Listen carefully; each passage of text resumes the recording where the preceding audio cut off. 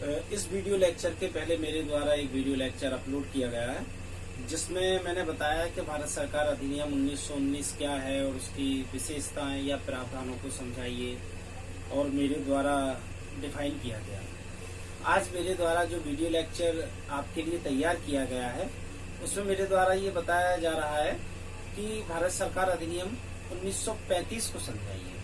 भारत सरकार अधिनियम 1919 हमारे द्वारा समझ लिया गया। अब जरूरी है कि what is the means about to government of India act 1935 in a role play in India. Bharat सरकार अधिनियम 1935 क्यों अस्तित्व में आया, क्या जरूरत थी इसकी, इसको हम समझेंगे। देखिए यहाँ दिया है, describe the provision of government of India act 1935। Bharat सरकार अधिनियम 1935 के प्रावधानों को समझाएंगे। Number first introduction, number second establishment of AIF यानी कि ऑल इंडिया फेडरेशन की स्थापना, यानी कि अखिल भारतीय संघ की स्थापना। सेकंड प्रोविंशियल अथॉरिटी यानी प्रांतीय व्यवस्था। फोर्थ फेडरल कोर्ट यानी संघीय न्यायालय। फिफ्थ डिवाइडेड ऑफ पावर, शक्तियों का विभाजन। Sixth limited power of legislation यानी कि विधानमंडलों के पास जो शक्तियां हैं वो सीमित हैं, पर्याप्त नहीं, सीमित हैं, अंकुश लगाया उन पर, ऐसा नहीं कि आपको असंतुलित शक्तियां दे रखी हैं। सेवन इलेक्शन सिस्टम यानी कि चुनाव व्यवस्था। विद्यार्थी ये तो बात हुई इन हेडिंग को हिंदी में समझने की, अब हम वन बाई वन करके इन्हें समझते हैं। नंबर फर्स्ट पर हमने दे रखा है इसमें इंट्रोडक्शन। इंट्रोडक्शन से तात्पर्य यह है कि क्या कारण था जिसके लिए हम भारत सरकार अधिनियम 1935 भारत में लेकर आए। जाहिर सी बात है, मेरे द्वारा इसके पहले वीडियो लेक्चर में बताया गया था कि भारत सरकार अधिनियम 1919 भारत में लागू किया गया और उसकी विशेषताएं भी मेरे द्वारा बताई गई थी।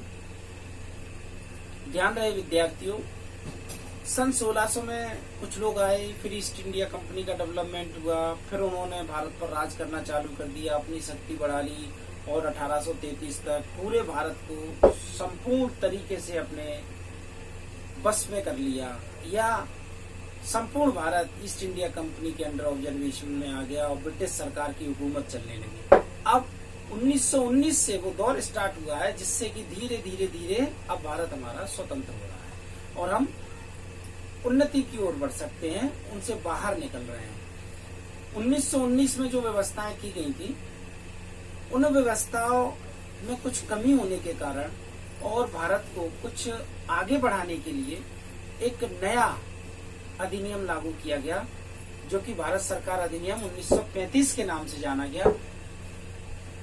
Number 1 introduction, number second establishment of AIF all India federation की स्थापना, यानी कि अखिल भारतीय संघ की स्थापना भारत में की गई।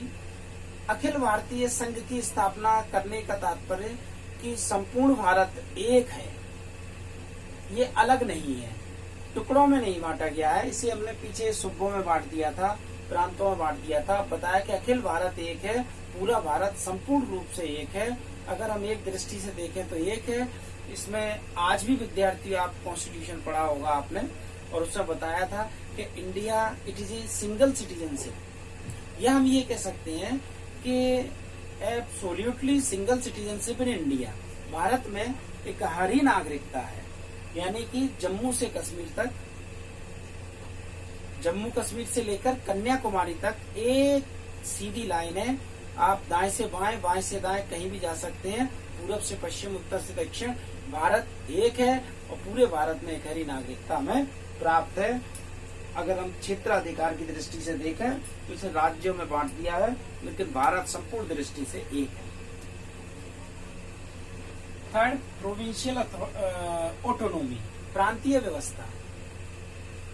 लेकिन मैंने आपको बताया कि भारत एक है, केंद्रीय संघ की स्थापना हो गई, बात सच है, लेकिन केंद्रीय संघ की स्थापना होने से तात्पर्य यह नहीं है कि कोई एक व्यक्ति भारत को सुचारू रूप से चला सके और उसकी व्यवस्था कर सके। इसलिए इसमें डबल सरकारों की व्यवस्था कर दी गई, प्रांतीय सरकार और केंद्रीय सरकार। केंद्रीय सरकार केंद्र में ध्यान रखेगी और प्रांतीय सरकार प्रांत में। इसी बात को ध्यान में रखते हुए यहाँ प्रोविंशियल ऑटोनॉमी की बात है, यानी कि प्रांतीय व्यवस्था। तो जो प्रांतीय सरकार थी वो अपने प्रांत में व्यवस्थाएं देखेगी, प्रांत में क्या काम होना है, कैसे होना है, इस बात पर वो जोर देगी।